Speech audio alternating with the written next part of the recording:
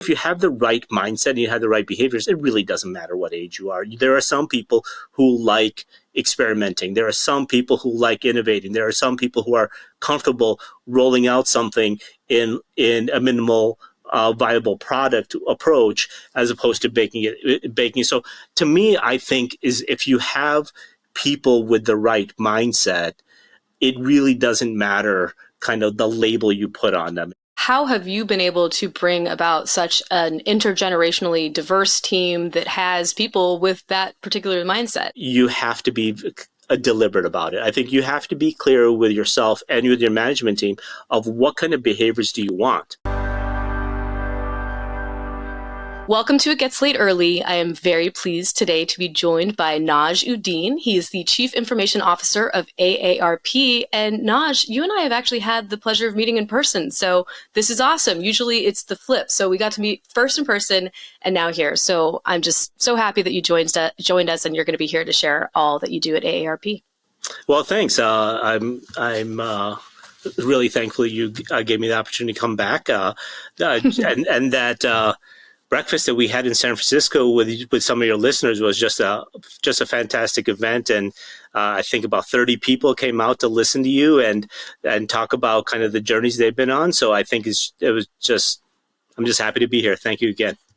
It was tremendous, and I know everybody who went is going to be happy to hear from you again. Got so many compliments about what you had to say and deliver there, and yeah, it was a blast. So really exciting to get out and meet the people in person, and yeah, we've got a pretty great community here. So really, really thrilled to have you guys as a part of it now. I think next time we got to make sure you get a chance to eat breakfast. Yeah, that's true. I was like, it's like my wedding. Like I didn't have time to sit down. I was mixing, mingling, etc. Yeah, didn't have a lick of food, but yeah, apparently the food was good. So I'm glad everyone enjoyed. It was pretty good. Yep. But, I think some of the people here, obviously the people who came to the breakfast know what AARP is now. But I think some of the people who listen to this show might not actually be familiar with the organization. So tell us, what exactly is AARP? Yeah, I think many people have probably heard of AARP. If you've watched TV, you've seen our ads or you've seen some of the stuff that we've done in the media, but they may not quite understand exactly what we are. So thanks for the opportunity to explain that. We're the nation's largest nonprofit, nonpartisan organization, and we're dedicated to empowering people 50 years of age and older to choose how they live as they age. We have a nationwide presence. We really work to strengthen community and advocate for what matters most to the 100 million Americans who are over the age of 50 and their families. So that includes health security, financial stability, and personal fulfillment. So we're really a powerful voice in advocating for people over the age of 50. That's awesome. I know definitely from experience that, and experience that I'm anticipating as well, that this is very, very necessary. But what I found was curious that you could actually join AARP, I think at age 18. Yeah. So what's the deal with that? Well, it's funny. There's a lot of different reasons why people join our organization. Some people join because of the discounts and the provider benefits. Some people join because they're taking care of their older parents and they need some of the assistance. They may not be in their 50s, themselves, but we have a range of members. They age anywhere from 18 and over, and it's a fantastic, diverse group of people with a lot of representation across generations. That is awesome. And it's not something you would necessarily assume to be the case. So I love that that's happening. And yeah, when I found that stat out, I was like, wait, what? 18? Oh my gosh, I could do it now. Okay, right. It's just not something I knew. But, so this organization, you joined however long ago. And I'm curious, what led you personally to want to be a part of AARP's mission and scope? Yeah, you kind of interesting journey. I've been at AARP now for 14 years, and I actually started out in college as a technical major. I was an electrical engineer, and then I went and worked at a management consulting firm in Chicago. Oh. So nice. I was raised in the Windy City, and then from there, I worked for a bunch of technology startups actually in Silicon Valley. So did that for a number of years, and we moved out here to the East Coast.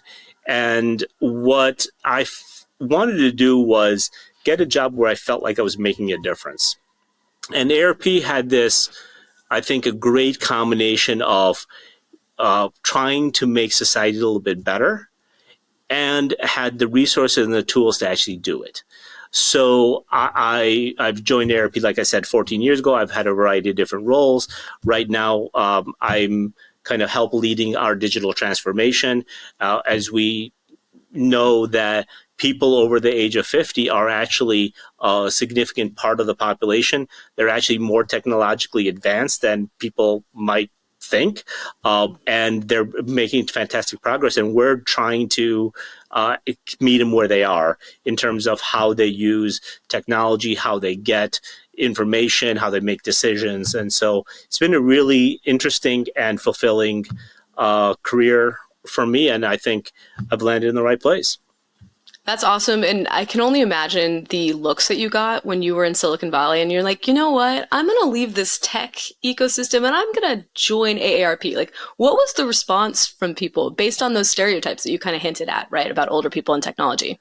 Yeah, I think people generally in the West Coast, I think people think that companies in the East Coast are really slow and bureaucratic. It doesn't matter what you're in, right? But that's just the thing. So Hey, true. we do the cool stuff here, and Yeah. everybody else in the world isn't nearly. And I think what you're finding is that a lot of, I think, the best thoughts that are happening about innovation and about time to market and meeting customers where they are and kind of helping provide scalable solutions with technology, that's actually happening all over, probably all over the world, and certainly true here at AARP. I think one of the things that I've been happy to do is kind of bring some of those thoughts from my experiences at startups and try to bring them here. And it's been an interesting journey to say, hey, can we do things faster? Can we do things at more scale? Can we do things in a way that brings, I think, the best of the innovation and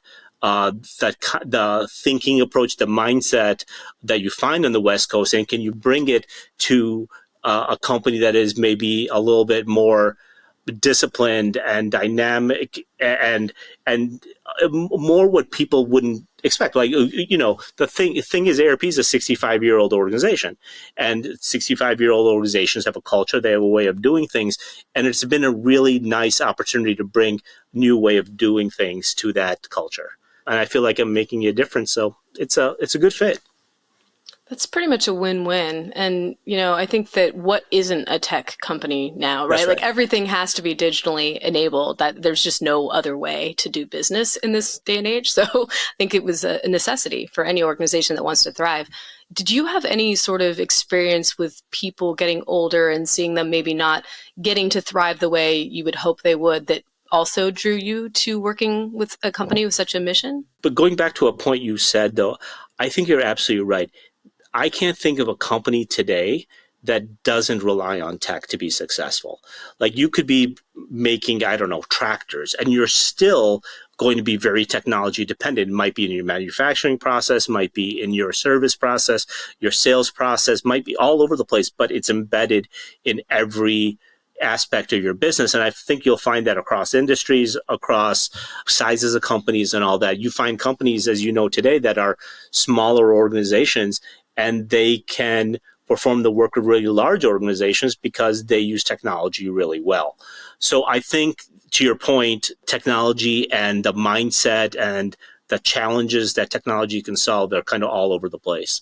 So I think going back to the experience that we've had, I think the thing with technology is the pace of the change is really quick. Tools come and go, approaches come and go. And on the face of it, you would go, well, that seems to be a kind of skill set where younger people would thrive better. And that's actually not true. I think there's all these stereotypes that, the fast pace and the change, the velocity of change are something that only a certain age demographic can do and others can't. And I think, number one, it's a stereotype, and stereotypes don't really apply, right? Individuals are much more, much more unique, and they don't act in the way of their stereotype. And so what we find is, I think if you have the right mindset and you have the right behaviors, it really doesn't matter what age you are. There are some people who like experimenting. There are some people who like innovating. There are some people who are comfortable rolling out something in a minimal viable product approach as opposed to baking. So to me, I think is if you have people with the right mindset, it really doesn't matter kind of the label you put on them in terms of, whatever diverse label you want to put, whether ageism or race or whatever, gender, whatever it is. It's the mindset and finding people with the right mindset for your organization. So kind of building on that, how have you been able to bring about such an intergenerationally diverse team that has people with that particular mindset? How have you been able to do that? Because it sounds like you really have like a rich tapestry of people of different ages and experience levels and whatnot at your org, which, I'm guessing probably has something to do with why it's such a great org at AARP, right? So. Yeah, I think this is something where you have to be deliberate about it. I think you have to be clear with yourself and with your management team of what kind of behaviors do you want, and you have to have the conversation to say people have unconscious biases. And you have to be conscious of that you have them, and then kind of put them aside and say, look, if these are the behaviors that we want, like, for instance, we want people who actually demonstrate innovation. We want people who are willing to learn on their own. We have people who are comfortable with ambiguity. There's a whole bunch of things you look for, and I think it sends a message out to the existing staff to say, this is what we value. This is what we're looking for. Then I think it also gets reinforced with how you hire people. So we actually have a fairly, I think, rigorous hiring process, but we screen for these attributes, right? And I think what we do is we ask for examples in their careers of how you do this. Now, if you're out of college, you don't have maybe a lot of experience in your career, but we ask for examples of things you did in school or in your extracurricular, all that. People with experience actually have a benefit because they have wonderful stories of these things, and they actually do better in these kinds of environments because they're able to demonstrate that they have lifelong learning competency that maybe somebody out of school maybe doesn't have as much experience with. So they interview, I think, if you know that's what you're doing, you can interview really well. I could not agree with you more. I feel like age can be the secret weapon. So yes, ageism is real, but like you said, you have a leg up because you have more life and work experience, and you can draw from all those scenarios that have made you what you are and successful in whatever you've chosen to pursue. And it's frankly an unfair advantage that older applicants have over younger applicants. And so I actually think my heart goes out to younger applicants as well, because they don't have that network or that experience to draw from yet, and they have to build it up. So I think that's a really important point. And I think that mindset shift for older applicants who are facing age discrimination, because of course we know that exists and it will happen, like shifting that mindset to me is one of the most powerful things that you can do as an interview candidate, right? So I love that you're thinking through that. I also, thinking through these stereotypes, right, which you just very clearly showed are wrong, right? And we all know that. But I can only imagine what it's like to pitch AARP at a job fair for new graduates, right? Like, tell me about how that goes, because I love that you have an emphasis on the early career internship program at AARP. I think that's fantastic. Yeah, and look, we have a early career internship program, but it really applies to any age, right? Yeah. And there are some people who are switching careers, and we have examples of people who are switching careers, and we we have to come up with, why would you come here? Because to your point earlier, if you say you want a career in tech, AARP is maybe not the first place you think of, right? You should, but it may not. We're changing that today. We're changing that. That's right. I think what we do is we try to be deliberate about a couple of things. One is, why would you join us? And the fact is, we are a large organization. We have tens of millions of members. We have nationwide presence. We have a lot of data. We have a lot of programs. We deliver that value, our programs, our content, our website. Our website gets 20 million people visiting it every month. So we're a large-scale operation. We use the latest and greatest technology to power all that. So all the common names that you would find in the tech space, we use them, and we are fairly sophisticated users of those technologies. So that's the first thing. If you want a career in tech, you want to go somewhere where people are using the tech, right? So that I think we checked off that box. The second thing we look for is people who are kind of, why do you work and what is it that you want to achieve? There are huge number of people that are really talented and they want to make a difference. That's one of the reasons why I joined AARP. Is I like to try to make a difference in my life, right? And we have a bunch of, and I'm proud to say that the people that I work with have that same mindset. They're mission driven. They're trying to make society a little bit better than how they found it, right? So that's great. Not too many people feel good about what they do. We have people who feel really good about what they do. That is so powerful. And the Yeah. third thing is that we have a team of people who, when you join my group, we select a success coach for you. And that success coach isn't based on somebody in your team or is a higher level or whatever. It's kind of based on during the interview cycle where we found kind of what you might want in terms of coaching and professional development and all that. And we match people up. And for the most part, it's worked really well. And people get to build these connections with each other. They build relationships. And because it's kind of what we do all the time, we're a very relationship-centric organization, which makes it a nice place to work.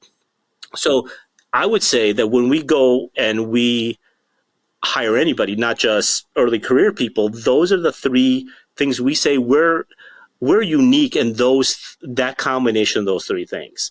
And I think that really resonates for people because when they think about it, they can probably go work for a tech company and make more money, or they can work for a company that is purely maybe a social mission organization but doesn't have the kind of impact or scale that we do. Or there's an organization that is maybe very relationship centric. But if you're trying to find the right combination for those three things, I think we're hard to beat. And I think knowing that, and then when they come on board and we live up to that every day, then I think we have some fantastic results. As you know, as a kind of data point, we have a very low turnover rate because I think we're very clear and deliberate about living up to those three things.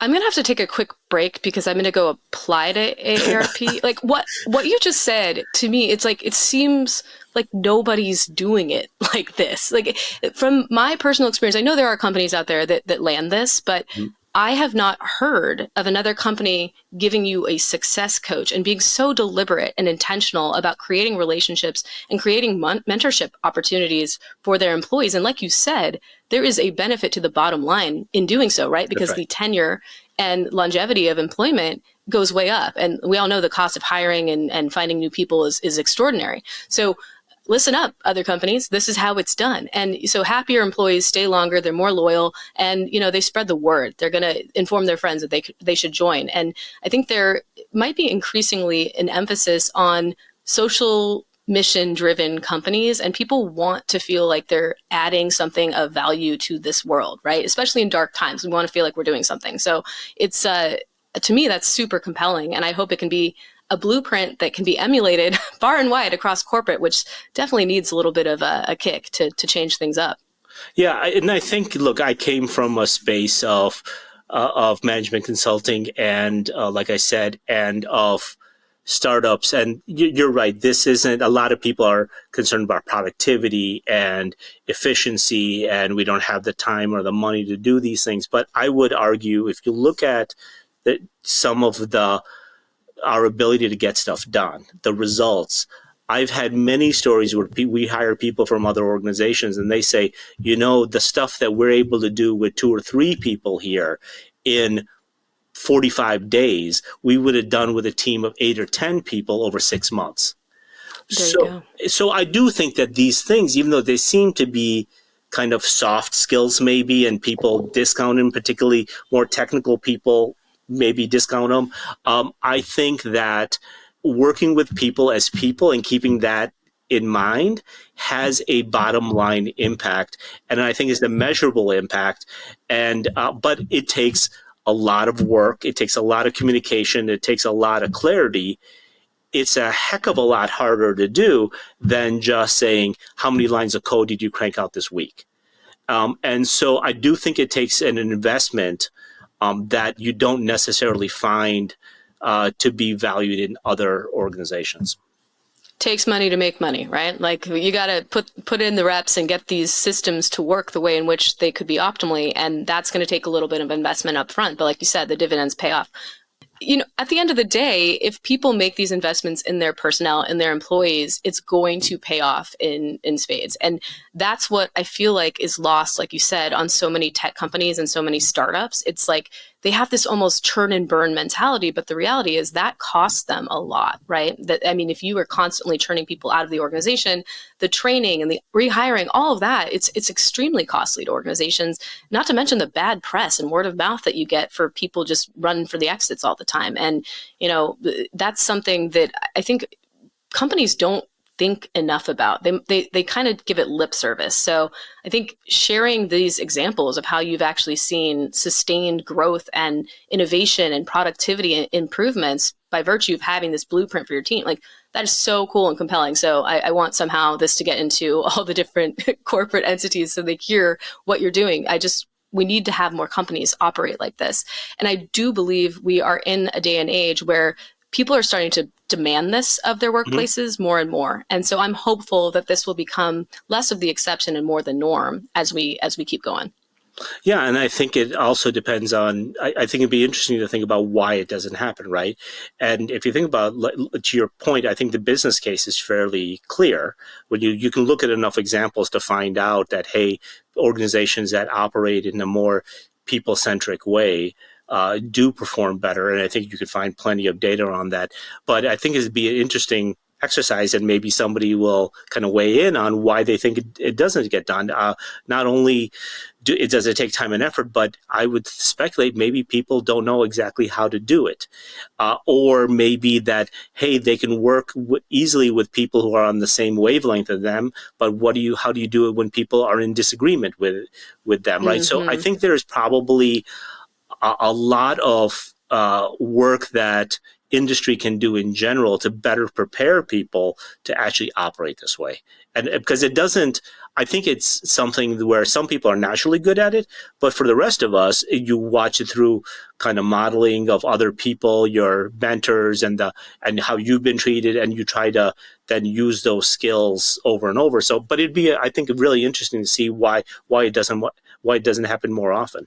Yeah, some of my hypotheses on this include, the fact that our society really, really prefers youth, right? That's just kind of how we are as a society. And so there's this constant courting of younger talent, right? And so it's interesting to me that while courting this younger talent, even though our demographics are shifting really rapidly towards an older population, it's interesting to me that there isn't more of an emphasis around early career programs and helping people with mentorship, because, Adobe did a study recently where they said 83% of Gen Z wanted a mentor and only 52% of them had one. I was shocked it was that high in that study.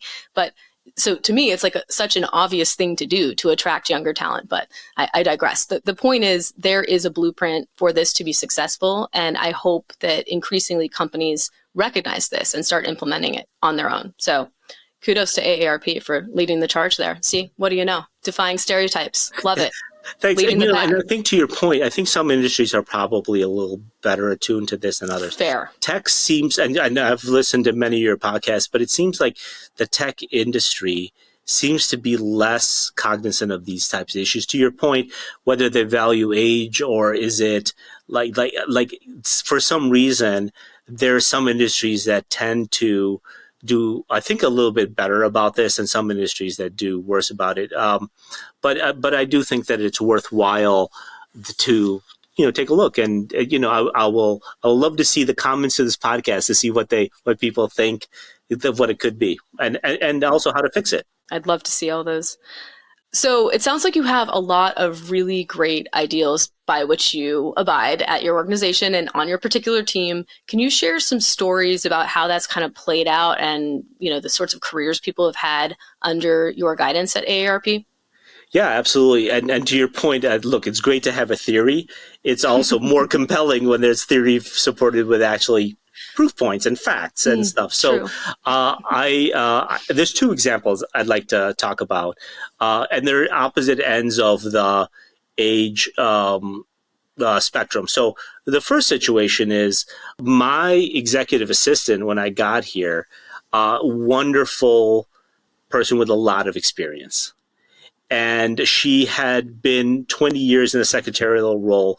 And I think she came to, we had a conversation, and I remember asking her, like, what else do you want to do? And I didn't know what to expect. And she really said, hey, over the years I've worked in the office of the CIO, you guys talk a lot about technology and strategy. I'd like to do a little bit more of that. And, and I looked at it and I said, this person is absolutely somebody who demonstrates all the right behaviors that we talked about. She's interested, she's inquisitive, she's curious, she works hard. Why wouldn't we try to give her an opportunity to demonstrate those skills? I also have a philosophy where we just don't put people in jobs. People apply for the positions. They have to be the best candidate to get the role. So what we did is we gave her a special assignment. So in her current role, she had taken on this special assignment. And for a year, we gave her a bunch of projects to work on to build and demonstrate the skills that she would need. So when she applied, she was a fantastic candidate. She has these great stories of, yeah, I have all the people management skills and the organizational skills from being an executive assistant, but over the last year, let me show you the stories of how I handled conflict. Let me show you the stories of how I was taking trends in the industry and applying them. Let me show you how I take the skills of taking a technology and finding a solution for it, all those kinds of things. And she did a wonderful job, including automating, and she did this herself in this year, is automating and streamlining our purchase order process for us online. I mean, it was great. That's awesome. That's a beast. So yeah, like insanely like great amount of a great candidate. So when she interviewed, and she interviewed with other candidates also, clearly a good fit. So she felt good that she got the position, that she deserved to get the position. The people who were in the interview panel felt good that they were not making a special case, that she deserved to make the position. So she was fairly comfortable with she had the confidence that she's going to succeed. Now, all these transitions are not easy, and they're uncomfortable, but finding people that are willing to go through that discomfort and they succeed through that discomfort is fine. And nobody's looking for perfection. Nobody's perfect, and I make 100 mistakes every day. But the fact that you persevere through them and you get through them, she demonstrated that, and I think it was a great story. And I think to this day, I have people that come to me around the building go, that was a great opportunity you gave her. I'm like, I didn't give her any opportunity. She did the work herself, and she deserved the opportunity based on the things she was able to demonstrate. So kudos to her. All we did is give her an opportunity to go do those things. So I think that's a great example. that is an awesome example. And, I think so many people just need that chance, right? They have so much potential. They need the door to be open just a little, like, put me in, coach. And you did that, and look at the results. And like you said, she earned it. It wasn't just something that was handed to her. She earned it, and she demonstrated all that she needed to in order to secure that position. And I think I'd love to see more organizations just proactively open the door a sliver for people who have the appetite to change something and to move into a new area of excellence for them, right? And like you said, this was an older person. There is absolutely no age by which you have an expiration date, right? You can still learn, grow, change, etc. And it's like, if this isn't a case study on your website, it has to become one, because that story is so incredibly compelling. And I think it's one that I'm really excited to share with this audience, because I know the people who listen to this, whatever age they are, they're not done yet. So thank you for sharing that. That is awesome. And I would advise people who are thinking about being able to go through this is go ask for the special assignment and go ask for maybe a series of special assignments and be clear about what skill is it that you're developing over time so that when you're finished with these series of things, you can go, I've demonstrated the following 2, 3, 4 things in a way that I just don't talk about them, but I can show you that I've learned from them. I made mistakes. Here's what I learned. Here's how I would apply them. I think that people then respond very well, and you're a very strong candidate in those situations. That's so awesome. It's amazing. It should be on a t-shirt like that. If that story could be short and put it on a t-shirt, I love it. Like, we would sell lots of them. Fantastic. You said you had one more. I want all these stories. These are great. Keep them coming. So the other story is we actually had somebody who was an intern out of college. And at the time this program started, we had only ever hired people with experience. So if somebody left, we were looking for people who were 5-10 years of experience. And really, that's a kind of a generational workforce skewed in one side, not the full spectrum, right, of age. And so one of the things we wanted to do was start a program where we actually recruited people at a younger age, even before college. So we started an internship program, and we hire a lot of people in the STEM space across AARP. We have data scientists, we have software engineers, we have UI engineers, we have all kinds of people. And so we went to some of the universities on the East Coast, and this individual came out of university. He was in his senior year, was working for us over the summer, and then continued working for us as an intern, finished senior year, taking I don't know how many classes, and working for us at the same time. And then what was given an opportunity or several opportunities at other kind of the classic big tech firms, took the job with us instead because of those 3 things I talked about earlier. And what he's found in his career is, at first, if I'm honest, I thought, I don't know how long he's going to last. Maybe he's going to get the experience and leave. It's been like 3, 4, 5 years already that he's been here. It's huge. And when I talked to him, he loves the fact that he was given a lot of responsibility to take ownership in things. We have a quarterly review process. As soon as he's joined, he was accountable for what the team was doing on that quarterly review. So that sense of responsibility and doing meaningful work really resonated with him.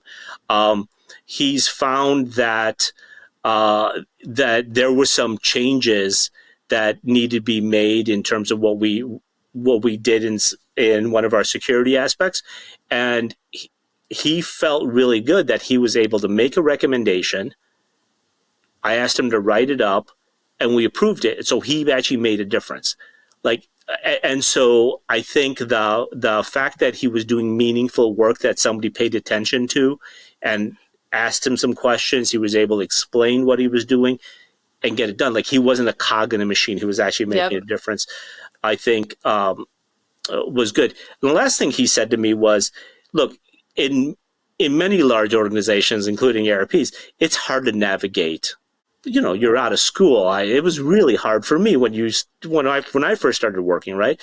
And so having that success coach and the support to build relationships was very important, because you have a success coach that takes you under their wing a little bit, helps introduce you to people, and makes that whole transition a lot easier. So I think that the support network combined with the responsibility, and now as a result of all that, he's become the success coach for 2 interns as well. So it kind of gives back. I love that. Right. And it pays forward a little bit, right? Full circle. Yeah, that's right. So I think it's a fantastic example how, even though there are 2 people at the kind of opposite ends of the spectrum, age spectrum, there is some common threads there, right? 100%. Which is give people meaningful work, give them support, hold them to high expectations, ask people to deliver, be clear about what they're doing, and people thrive. But to our earlier conversation, that's not something that happens automatically. You kind of have to be deliberate about it as a manager. Yeah, and that's so brilliant. I mean, thinking back on my for my younger self, I mean, I can't tell you how many assignments I got early on that were literally prefaced, even in an internship, literally prefaced with, I'm sorry, Maureen, this really sucks, but could you? And it was like all this really menial, ridiculous, tedious stuff that was obviously not going to excite me. And sure, that's part of any job, right? Like there's certainly things that you have to do that you don't like that are important to the job. But it wasn't also countered with, here's a chance to have an at bat at something cool that will actually up level you. And I'm going to coach you through and I'm going to help you through. It would have made the biggest difference to me to have had both of those things, right? Like, again, you got some drudgery in any job. It's just part of the deal. But to have someone along the way showing you the ropes, I mean, especially today when a lot of workforces are remote or hybrid, this is so incredibly important for people starting out or taking a pivot, right, from a past career into something new. And I really hope organizations wise up to this. Like what you just described on both ends of the age spectrum is critical. And we're just kind of sticking our heads in the sand on it. And it's just such an own goal. Yeah, that's right. And I think as we talked about earlier, if organizations and managers move away from this mindset of, I'm going to look at a resume, I'm going to look at when somebody graduated, I'm going to infer how old they are, and by that inference, I'm going to make judgments about what they can learn or how much contribution they can give to the team. I think if you can move away from those easy and wrong techniques to this sense of, hey, I want to screen for these following 3 or 4 things. What is it that I'm looking for in these 3 or 4 things? The story itself doesn't matter, right? But can people apply those 3 or 4 things? And then does that person fit into the culture of the organization we have? And then you move on. If you hire the right people, they'll figure out the technology. We have in the tech space and in many industries, the hiring criteria is, do they know version 7.2 of XYZ? By the time you're hiring, right, version 8 will be out. Then what, right? I mean, it doesn't matter, right?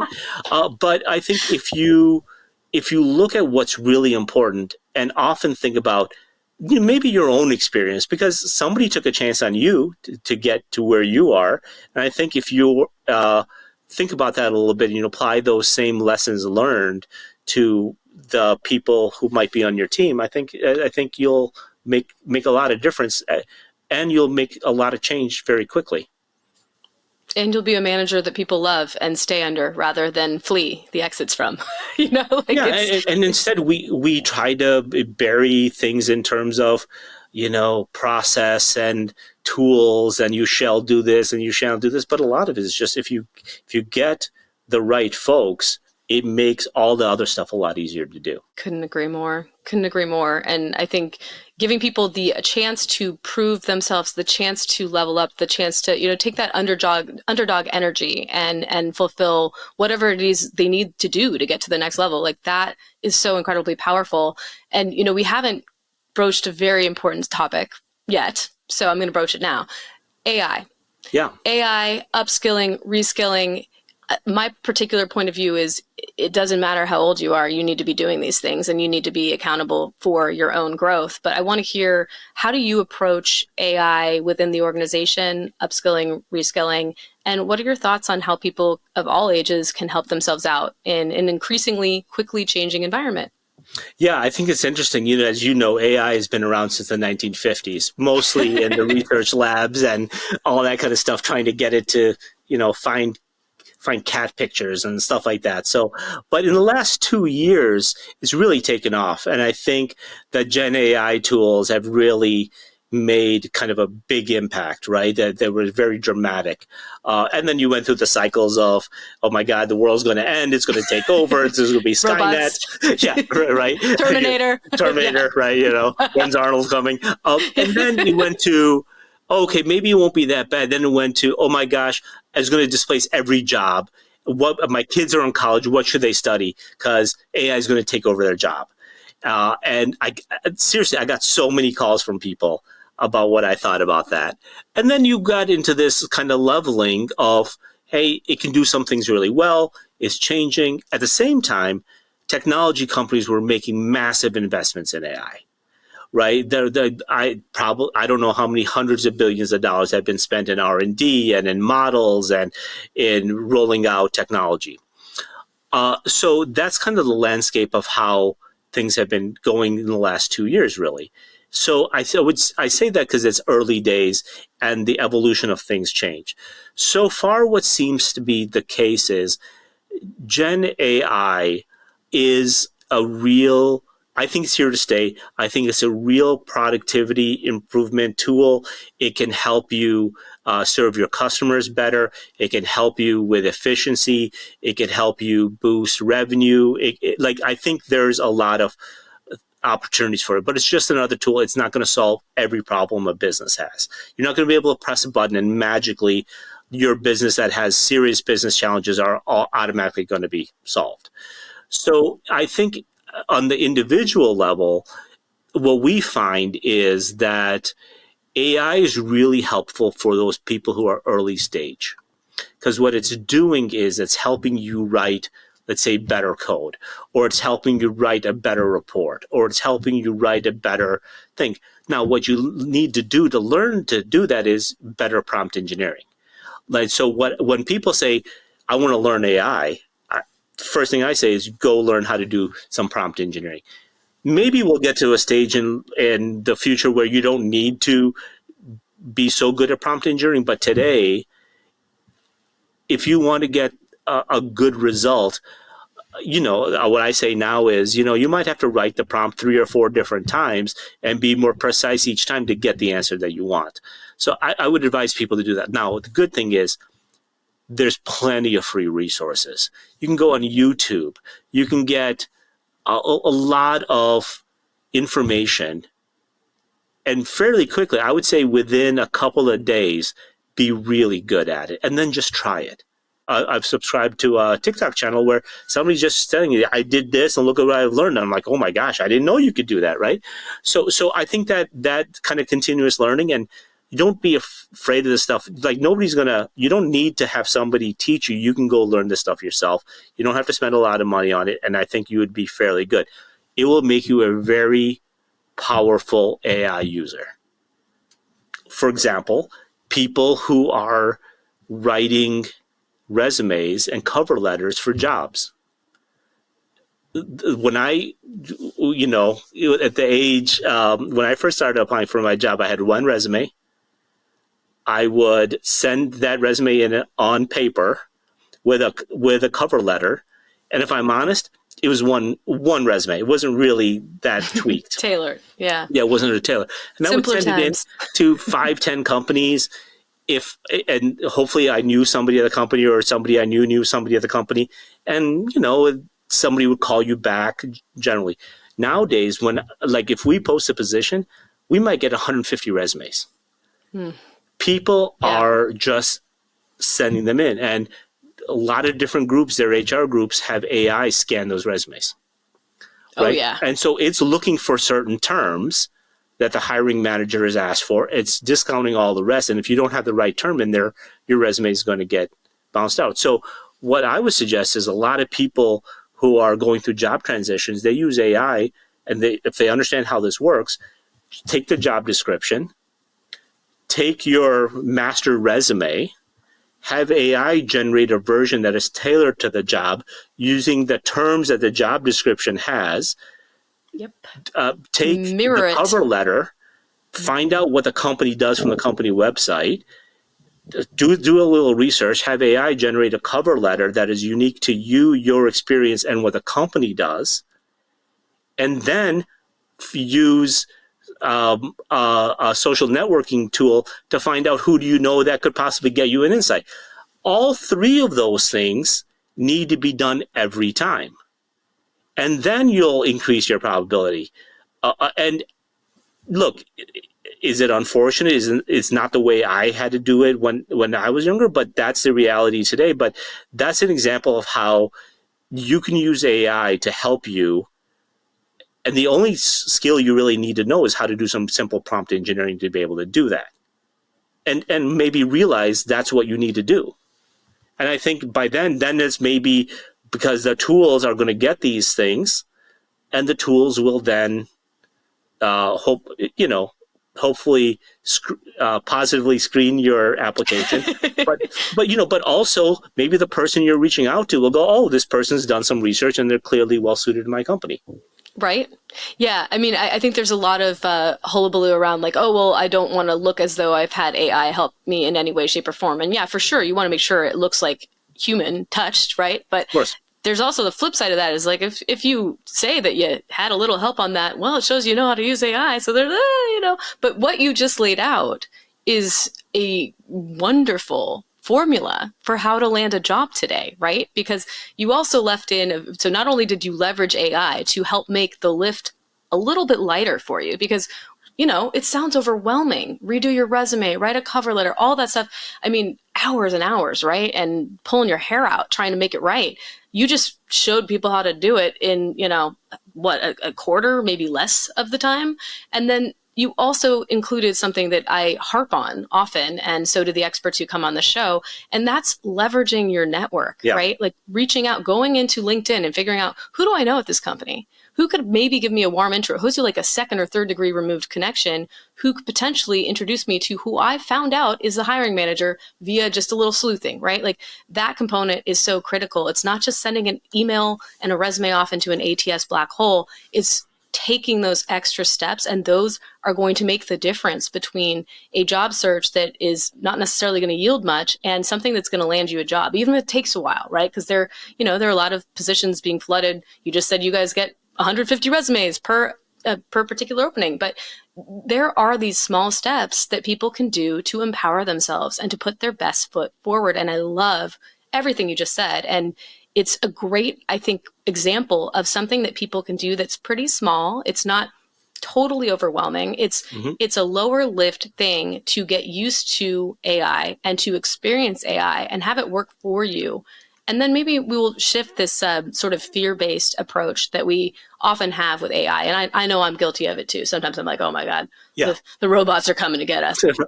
But there are applications of it that are stunningly useful. And so that was a great blueprint. Everybody should listen to Naj on that. And that's the exact formula to get a job. Love it. And I would also say, because I talk to a lot of people who are maybe older adults looking for jobs, and it's overwhelming and it's hard.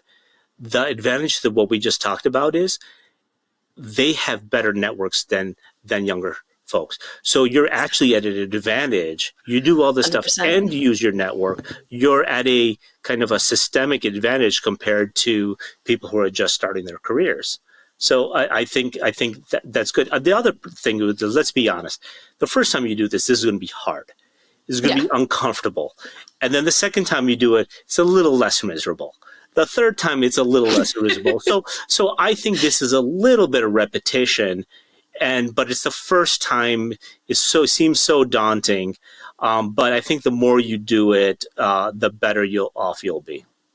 100%. And we all have to start somewhere. I think the bottom line that I see is we have to start, period. Mm-hmm. And I think this is such an overwhelming concept and area for a lot of people that they just don't start. And I see people kind of hide behind statements of like, oh, I don't do AI, or I hate AI. I hate what it's doing to society. It's like, yeah, how's that serving you? Because this is coming, whether you like it or not. Just like, hey, there's some inconvenient truths about getting older. Like we're going to face ageism. It's a thing. But how do you take accountability for what you can control and focus on that, right? Instead of bemoaning the state of the world, which gets you nowhere. Small, simple steps that push you forward. And I love using this as sort of a use case. And like you said, it's going to suck at first. It's going to be hard at first, but it is going to get easier. And you are going to have more familiarity.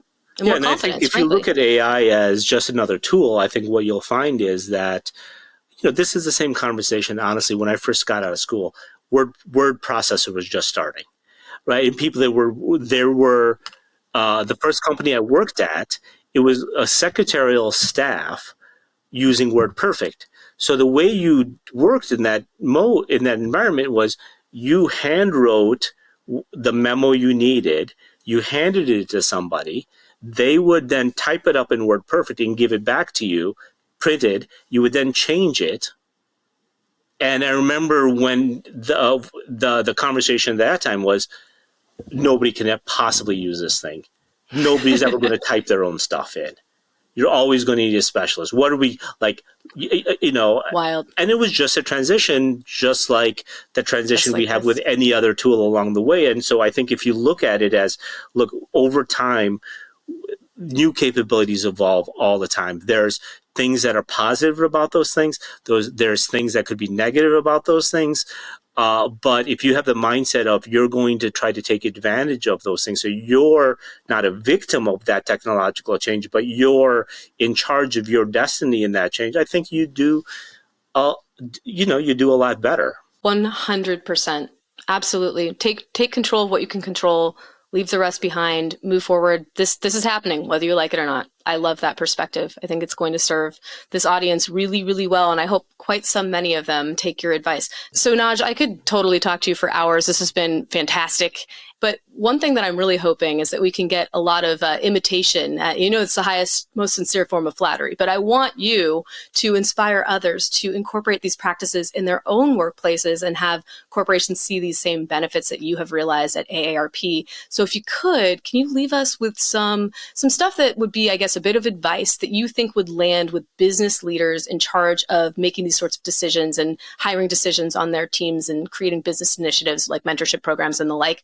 What would you say to them on how to do what you do at AARP? Yeah, I think that's a great question. And I think to your point, I think it's a very repeatable process. So what I would say is there's probably a couple of things that come to mind. The first one is I think a lot of what we talked about today, which is raising awareness. I think being able to, as for yourself as a manager, maybe even as an employee, you go to your manager and recognize that different age diverse groups have different things that they add to the workforce, and bringing those experiences, and they have different strengths that they bring to the table. Older workers we talked about offer, valuable wisdom. They have leadership. They have experience. They have institutional knowledge. There's a whole bunch of things that, when you think about it for a minute, it becomes obvious, but I don't think people think about it that much. So I think when you say it, maybe it'll help change a little bit of the conversation and the tenor of maybe how your group operates.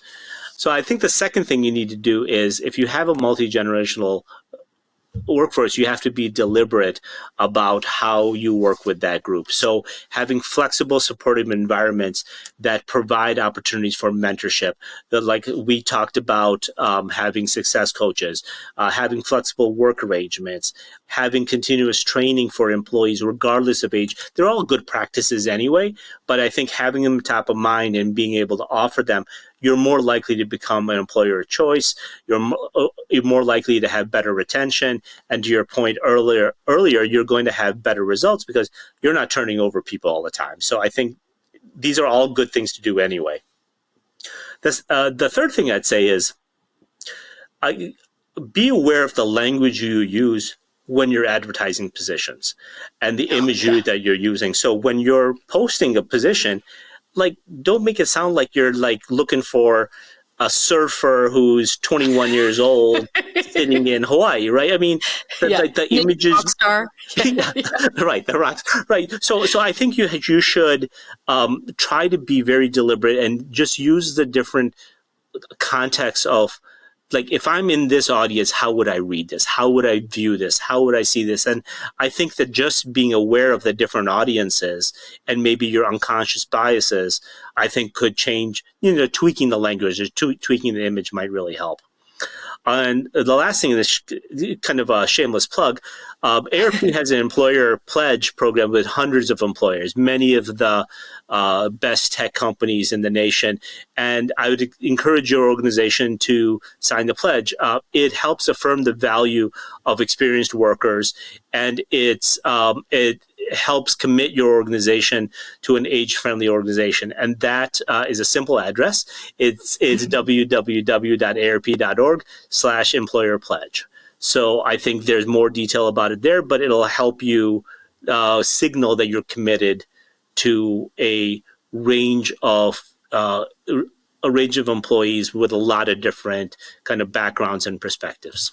Love that. Everybody listen up. And I will link that that website in the show notes for the employer pledge so people can go and find it and hopefully encourage their own employers, if they have them currently, to sign up, right? And to think about this in a meaningful way and to take those small steps that you suggested that really are great regardless of whether you care about age or not, right? But like, let's just shift this a little bit because it's going to end up helping everybody, including companies. So Naj, this has been just such a delight, and I'm so happy we got to continue our conversation from our live one in San Francisco. And I really applaud the work that you are doing specifically at AARP and obviously the mission of the organization at large. I just think that there is such an incredible need for what advocacy you actually work on, and I'm very, very grateful that you do what you do. So thank you for joining and sharing all these incredible insights. I'm so excited. I can't wait for people to take these back to their organizations and be like, I heard on this podcast at AARP they do this, and it should be something